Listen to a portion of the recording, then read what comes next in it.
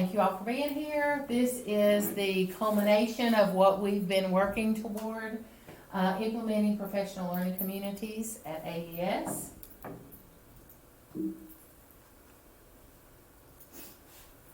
Our school demographics, as I know everyone's aware of, 56% Hispanic, 37% white, 5% African American, 1% Asian, and 1% American Indian, which creates our diverse culture, and the reason that we were trying to focus on our English language learners. I'm Stephanie Williams, keyboarding teacher here. Katie Tyner, intermediate school teacher and liaison for our vertical collaboration. Cindy Taylor, EL instructor for the 3.7 and up on the access test score students. Jody McClendon, non and low speaking EL student teacher. And Renee Kennedy, our counselor of Aberville Elementary School. We were coming up with the problem and looking at the numbers on elevation. Our third grade did make growths last year in their speaking, their writing, but in reading and listening. Even though they did make growths, those were the smallest growth, I guess. They were at 21% in reading and 20% in listening. So that's a problem in our target area. For fourth grade, they make up growth in all sections, but 54% in speaking, only 10% in writing, 46% in reading, and 54% in listening. So from this, we created our problem areas would be reading and listening in our third grade, and writing and reading in our fourth grade. And our question is, how can we improve literacy with a clearer focus on our EL students? Okay, so our process on how we are going to answer this question and hopefully continue to see that growth between third and fourth grade is to establish professional learning communities. I know in recent past, professional learning communities has been focusing on the data, which is great. We all need to look at that. But professional learning communities is not just that. So what we are suggesting happen is by the end of the school year, establish some master teachers. It doesn't matter how long that they have been teaching or their experience level, just teachers who are willing to be sort of like the guinea pigs. And they will be kind of the heads of each of the professional learning communities. So then at the beginning of the 21-22 school year, we will start in service with a professional development and basically explain to everybody how the PLCs are going to work. Within those PLCs, it's not just data meetings anymore. It's all about collaboration.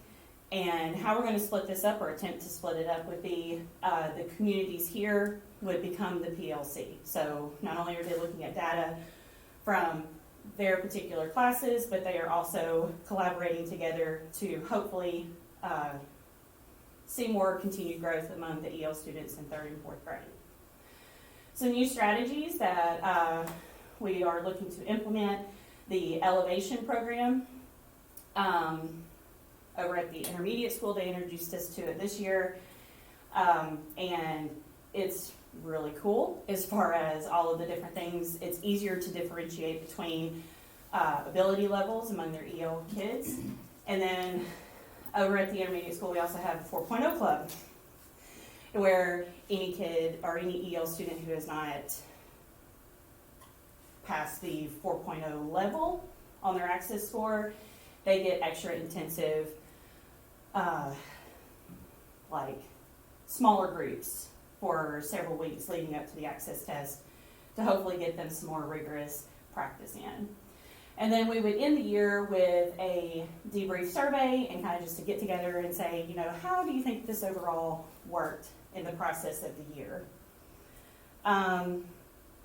So we understand that there are some challenges with this because not everybody likes change, but change is the end result of all true learning.